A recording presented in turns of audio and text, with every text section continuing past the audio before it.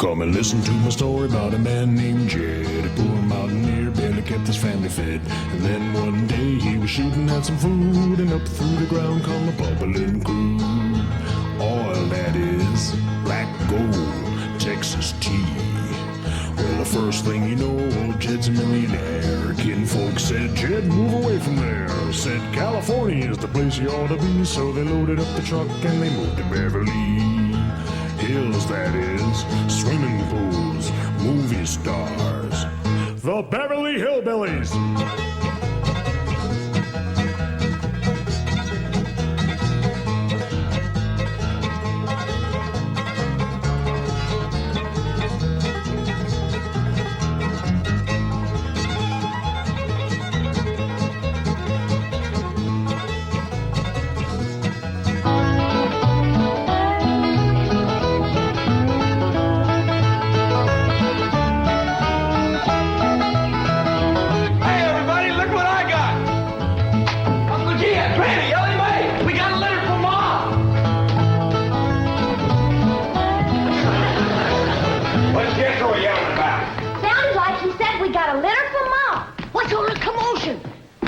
Jethro says Pearl sent us a litter. A litter of what? Did you hear what? No, but I bet you it's kittens. Kittens. Pearl's always trying to give away kittens. Well, there y'all are. Where's the kittens, Jethro? What kittens? Didn't your ma send us some kittens? Just a minute. No, just a letter. Jethro, how could you think that kittens would... Well, come on, sit down. Let's hear what Pearl's got to say.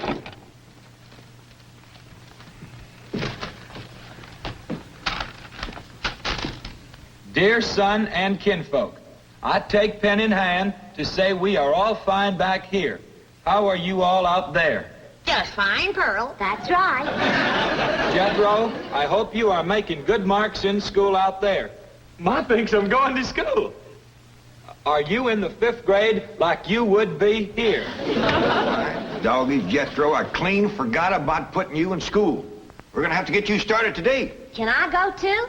Well, now, I think Miss Hathaway's got plans to put you in some girls' school. Can I go too? Jethro, I just said it was a girls' school. That's why I want to go. I like girls. I don't. Let's get finished with the letter. After that, we'll take care of school.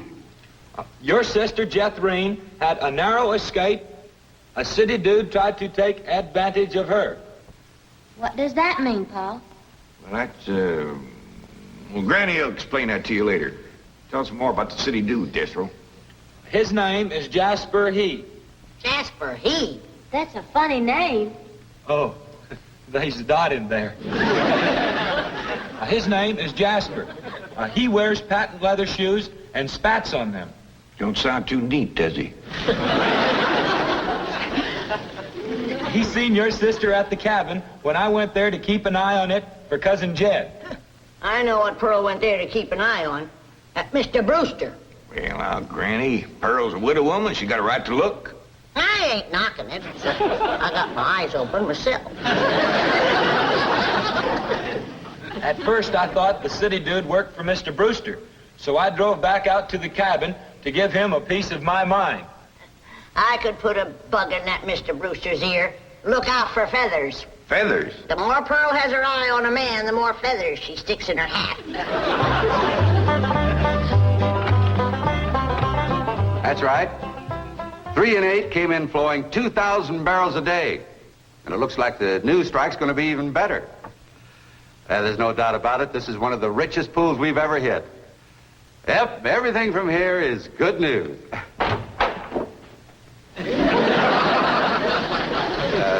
Well, not everything. I'll call you back. Mrs. Bodine, this is a pleasant surprise. Well, thank you. Although you might not think it's so pleasant when you hear what I have to say. Oh? One of them oil fellas working for you has made advances to my daughter. Made advances? Well, what would you call being picked up and carried off by brute force? Well, I'd call that making advances. What's his name? Jasper Depew. Jasper Depew. I ain't seen him myself, but from what Jethro tells me, he's a pretty slick article. Well...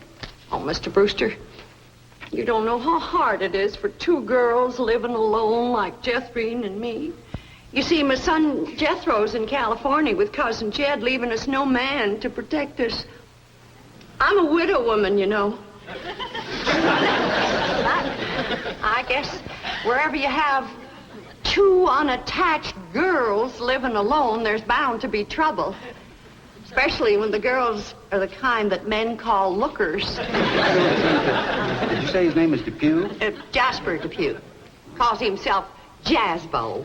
Oh, Jethrine says he's a flashy dresser and a fancy talker and drives a sporty car. Regular big city dude. I guess Jethrine's kind of like me when it comes to tall, handsome city fellas. I'm just putty in their hands. Nope, no one by that name working for OK Oil. You mind if I look? Oh, well, no, go right ahead. I'm bound and determined to find the rascal that trifled with the affections of my sweet, innocent, helpless baby girl. Ma! Jethrine, I thought I told you to stay in the buggy. I seen Jasper Depew coming. Here? Yes'm. Oh, well, thank goodness we got Mr. Brewster to protect us. Oh, there he is. Mr. Brewster throwed his arms around me and held me in his strong embrace. What's an embrace, Paul? Well, that's when folks kind of twine their arms around one another. You mean like wrestling? It's sort of like wrestling, except they ain't mad. It's like wrestling for fun. Yeah, I reckon you could see that. Then we heard a knock on the door, and we knowed it was Jasper He. Better look for that dot again. Oh, yeah. We knowed it was Jasper. He was there to get Jethrine. Her beauty had set his heart to burning with flaming desire. What's flaming desire, Paul? Well, Granny will explain that to you later. Well, I'll try. But you're sure counting a heap on my memory.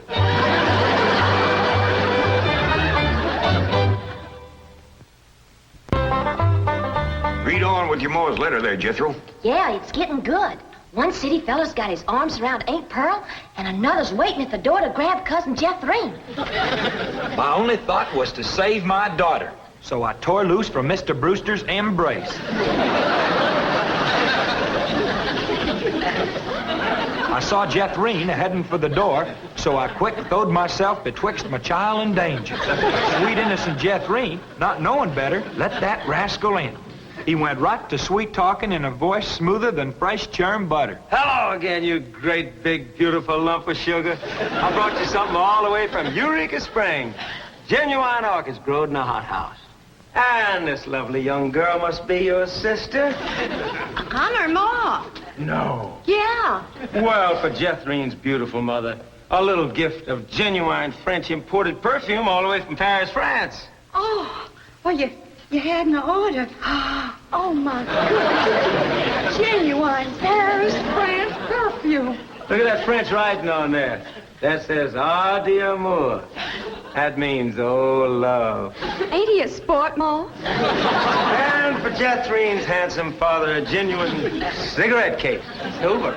Thank you, but I am not Jethrine's father. No, Mr. Brewster ain't my husband.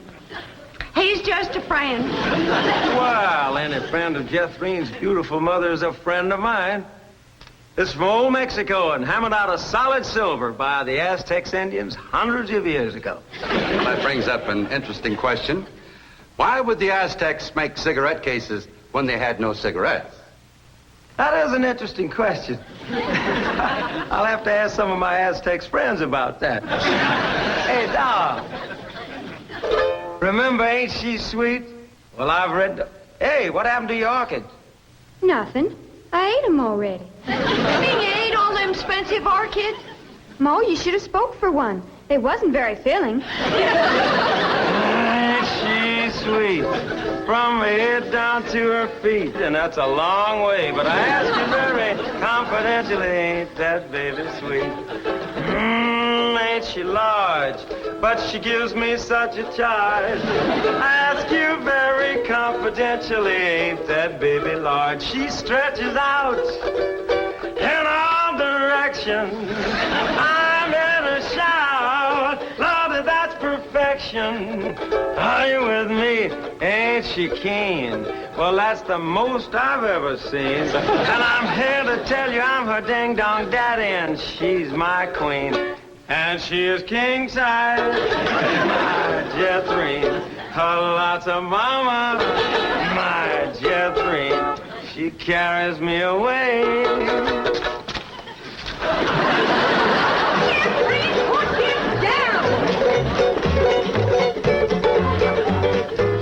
So your sister Jethrine has got herself a steady fella now.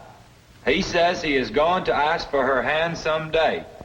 I hope he will take the rest of her too. Ha ha. Give my love to all and be a good boy. I am going out now to mail this letter and get some more feathers for my hat. As ever, your loving mother. Gee, sure nice to hear from Ma. They're nice hearing. Jethro, you and me's got to go right out and find a school and get you to going. Granny, you pack up a nice lunch for Jethro to tote along. How about a big mess of poke greens and chitlins with some pone and a big pot of sorghum to dip it in? Fine. Oh, Granny, it don't have to be that fancy. Some of the other boys here in Beverly Hills might not have it so good. They'd go to complaining to their folks. Let them complain. It ain't gonna hurt none to raise their standard a little. I'll get the truck up to Jay. Paul, please let me go with Jethro.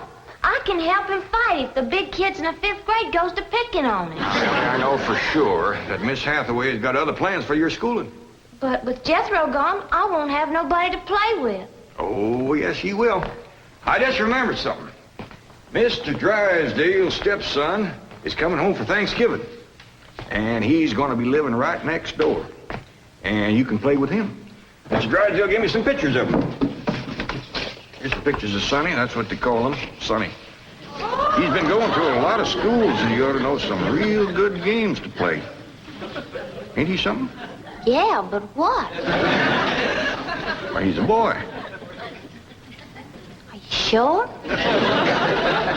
Ellie, just because he's wearing... Well, there's Jethro. Now, you keep thinking about how much fun you're going to be having with him right next door. You know, he does kind of favor that movie actor, Rudolph Valentino. Here's Jethro's lunch. I didn't have time to fix much, but it'll hold him till he gets home from school. I got a little surprise in there. I've been saving it for a special day, and I reckon this is it.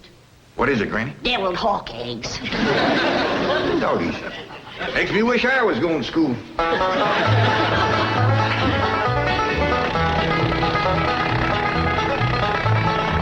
all right. Millicent, Schuyler, and Potts. I reckon them 3 is the teachers. 3 teachers. Must be awful big school. I'll say. Well, let's go in there and get you started. There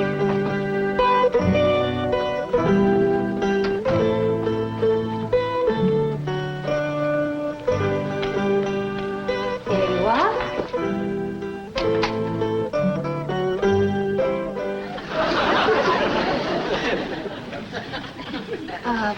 May I help you?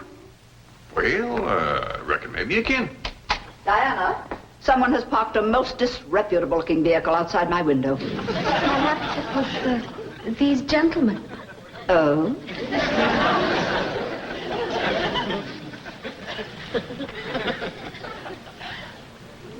Yes? What is it you wish? Well, I'd like to get my nephew started into school. Here? Yeah, here's all right if you got room for a desk and his lunch basket. My dear man, this is a most exclusive private school. The tuition is quite expensive. Well beyond your means, I'm sure. Does that mean it costs a lot of money? That is precisely what it means. Well, I can pay you if it ain't over $25 million. 25 million? Yes, ma'am, that's all I got. Dollars? Yes, ma'am. In cash. Yes, ma'am. This is obviously a practical joke perpetrated by one of my envious competitors. What is your name? Jed Clampett, ma'am, and this here's... And you expect me to believe that you have $25 million? Well, no, not on me, ma'am, but my neighbor, Mr. Drysdale, he's keeping it in his bank for me.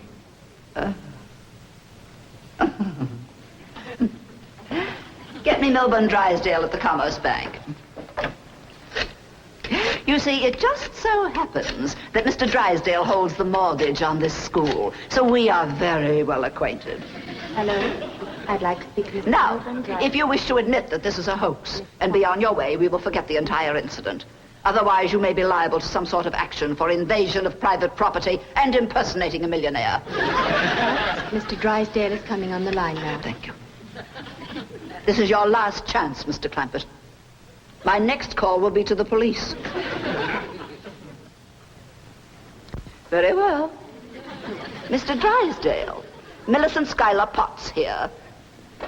Come in, come in, come in, come in. Thank you, ma'am. Diana, tea for these gentlemen. Croppett? Oh, no, ma'am, Clampett. Diana. Use the Spode tea set. Well, sit down, sit down, sit down, sit down. Just the two of us. Ellie Mae and Granny didn't come. Well, do make yourselves comfortable.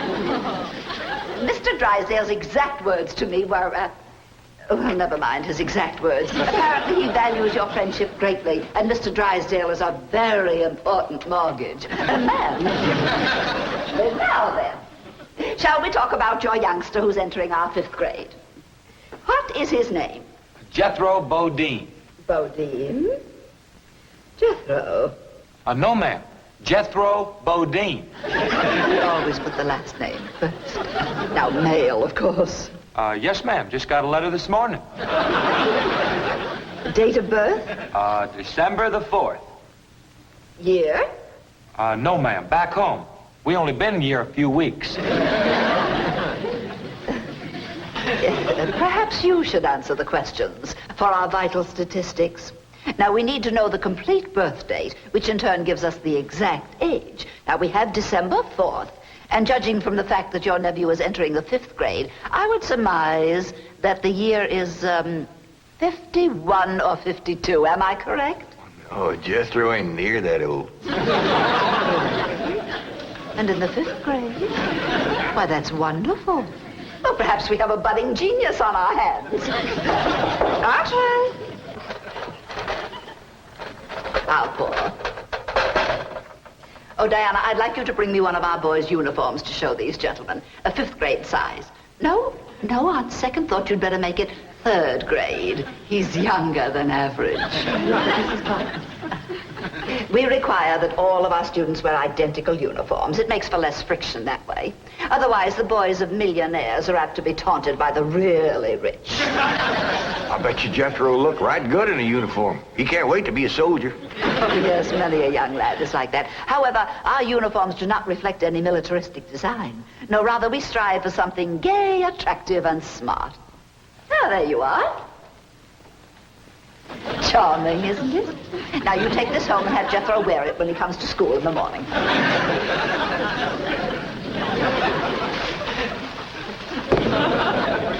Wear this? Afraid Granny will have to make considerable changes in this before it'll fit Jethro. So tiny? Ma'am. And in the 5th grade? Why, the boy must be a genius. Well, you may be very sure that we will bring him out. If he wears this, he'll bust out. Now then, how do you gentlemen like your tea? We don't know, ma'am. We ain't tasted it yet. Oh, you are the fun-loving one, aren't you? Yes, ma'am.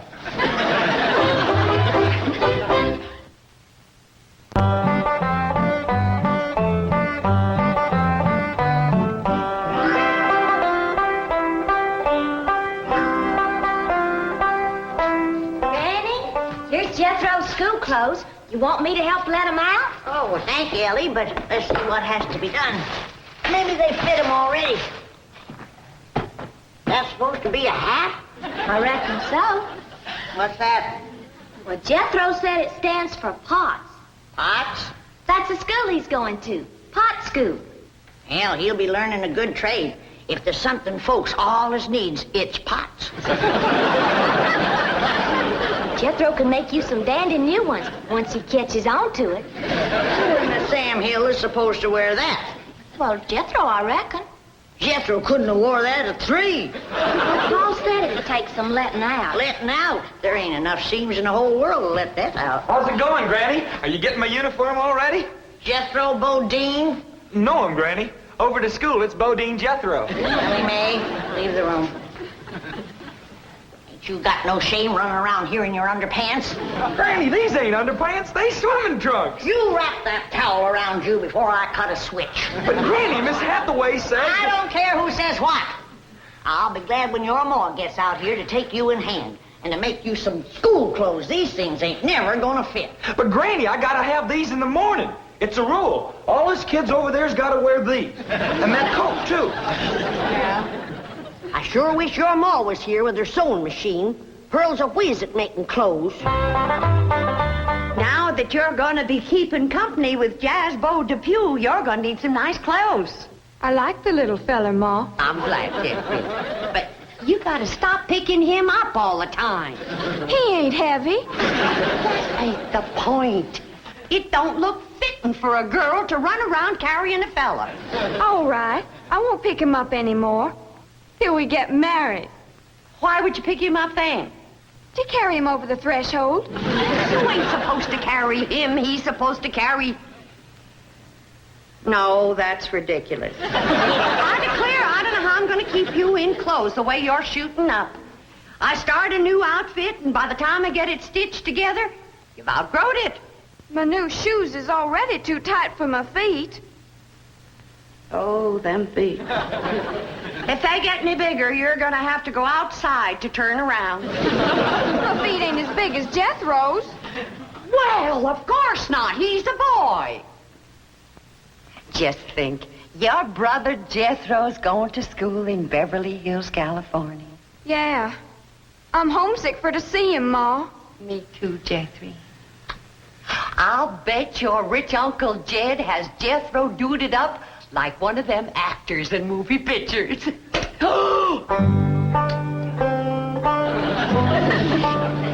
I can't understand these Beverly Hills schools.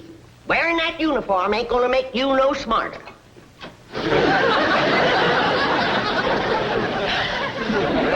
Miss Potts said I had to wear it this morning. And she's the boss teacher.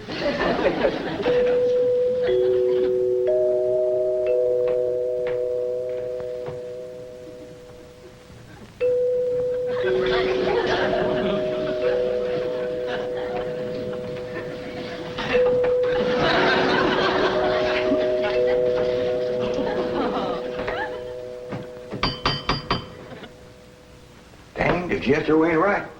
Every time that music plays, somebody comes to the door. Good morning. Surprise. Surprise. Good morning, Miss Potts.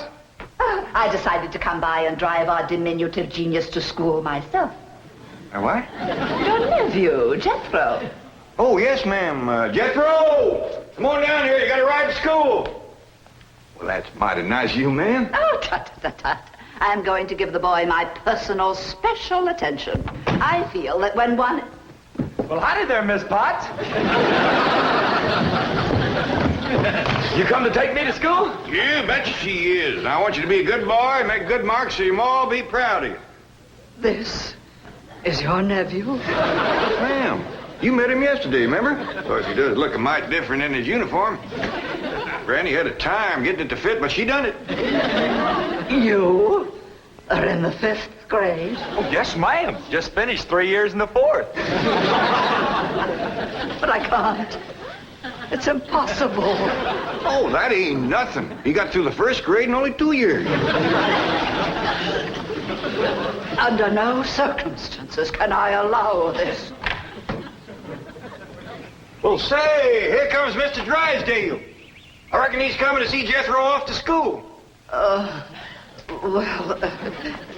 along, Jethro. Hippity hop. This is the way we go to school. This is the way we go to school.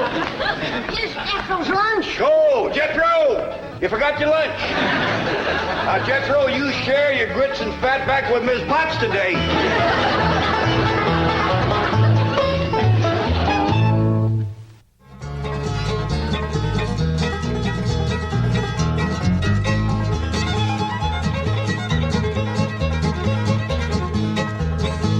Well, now it's time to say goodbye to Jed and all his kin. They would like to thank you folks for kindly dropping in. You're all invited back next week to this locality to have a heaping helping of their hospitality. Hillbilly, that is. Set a spell. Take your shoes off. Y'all come back now, here.